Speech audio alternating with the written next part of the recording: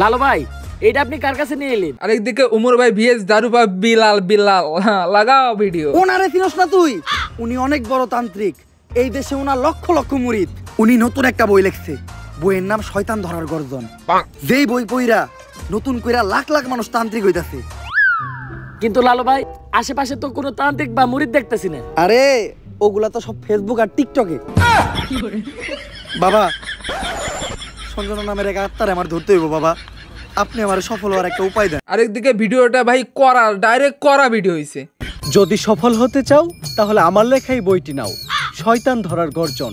এই বইটি নেওয়ার সাথে সাথেই তোমার জীবনে থাকবে না কোনো অর্জন।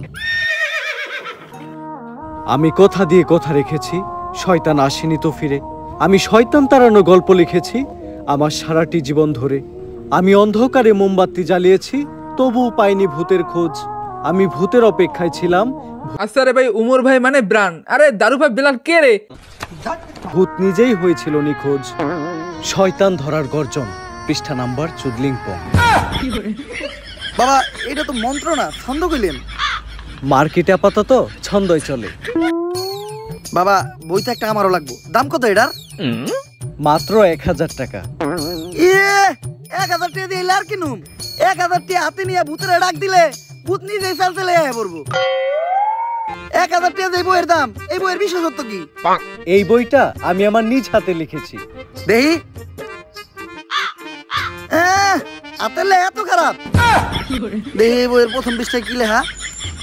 ভাইরে ভাই ভিডিওতে বিশেষ করে ভাই 10 আমি 10 দেব, ডাইরেক্ট করা মাল লাগা গেছে। মানুষকে ভোদাই বানানোর 100টি উপায়। 1000 টাকা দিয়ে 120টার এই বইটি নেন আর ঠাস করে ভোদাই হয়ে যান। এখন সফল হইতে গেলে তো এই বইটা লাগবেই, তো এই বইটা আমি নিয়ে গেলাম। বইয়ের টাকাটা ওইটা আমি হোয়াটসঅ্যাপে পাঠাই দিব। গুরু আজকের থেকে আপনার লেখা এই বইটা পইরাই আমার শয়তান ধরার যাত্রা করলাম শুরু। শয়তান ধরার গর্জন, পৃষ্ঠা নাম্বার চুদলিংপং।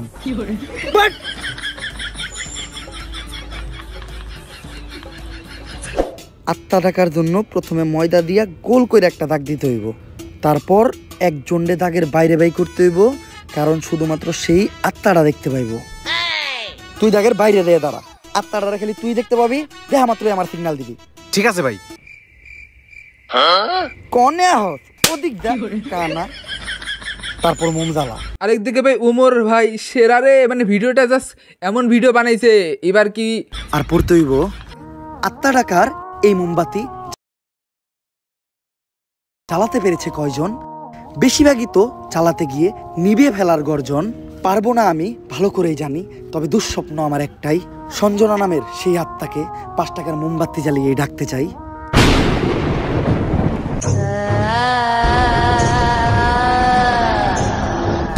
ওই দেখ তো কোন আত্মাটা আইছে নাকি? না ভাই, 2 লাগাই তো কোনো আত্মা দেখতেছি না। দূর আমার লেওরা, এই বিষটা কাম হইব না, সামনের বিষটা দেখতে হইব।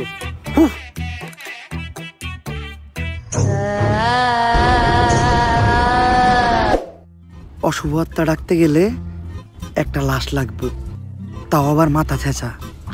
এখন মাথা ছেঁচা লাশ কই পাই? লাশ তো মর্গে পাওয়া যাইবো, কিন্তু একটা লাশের তো অনেক দাম, মিনিমাম 70-80 হাজার টাকা। 70-80 হাজার টাকা তো জিন্দা মানুষেরই দাম নাই, বাদ দে, লাশ লাগবো না। কিন্তু লাশ ছাড়া আবার আত্মা ডাক মুইবা কেমনে?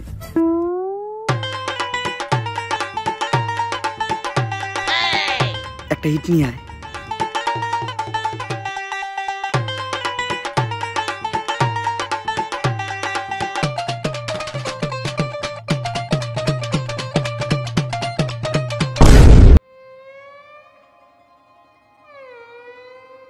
কপাল ভালো আমি কানা আসলাম না, নাহলে আপনি আজকে আমার লগে এই কামটা করতেন। আরে না, তোর লগে এই কাম করতাম না, আমার ভিতরে একটা মানবতা আছে না। কেমন মানবতা আছে ওটা তো দেখতে পারলাম। তারপর তোমার ডাইন হাত শক্ত কইরা আবার বলতেছি ভাই 10 আমি 10 দিব, জাস্ট ভিডিওটা জাস্ট ওয়াও হয়ে গেছে, জাস্ট পয়েন্টে লাগা। লাশের মাথার উপর রাখবা, এই কথা চিন্তাও করো না। কি করলেন ভাই এটা? যদি এটা কইরাও ফেলো তাইলে মাথার উপর থেকে হাতটা সরাইয়া হাতটা লাশের বুকের উপর রাখবা, এইটাও করা যাইব না, কারণ এটা করার লগে লগেই লাশটা বাদ হয়ে যাইব, ওই লাশ দিয়ে আর আত্মা ডাকা সম্ভব না। ভাই ভালো করে পড়ে দেন, হয়তো কোনো সমাধান অবশ্যই আছে। যদি এই 2 ডাকাতি তুমি কইরা ফেলো তাইলে ওই লাশটা ঠিক করার একটা উপায় আছে। একটা উপায় আছে রে, বাচ্চি। এইটা মনের ভুলেও পাইব না। আমার লারের বই এটা আমার লার। এই বই দিয়ে আমি ভূতি ডাকবো না। আমার নিজের ভিতর যে জ্ঞান আছে ওই জ্ঞান দিয়ে এবার আমি আত্মা ডাকার চেষ্টা করবো। ভাই আপনার ভিতরে কি আসলে কোনো আত্মা টাকার জ্ঞান আছে? হন, আমার ভিতর যখন থেকে আত্মা ডাকার জ্ঞান আছে তখন থেকে তোর পাখিও খারায় না। আরেকদিকে ভাই ভিডিওটা কেমন হয়েছে, মানে বেলালকে নিয়ে রোস্ট করছে আমাদের ওমর ভাই। তেমন কিছু না, 10-এ কত 10 দেবা কমেন্টে জানাও।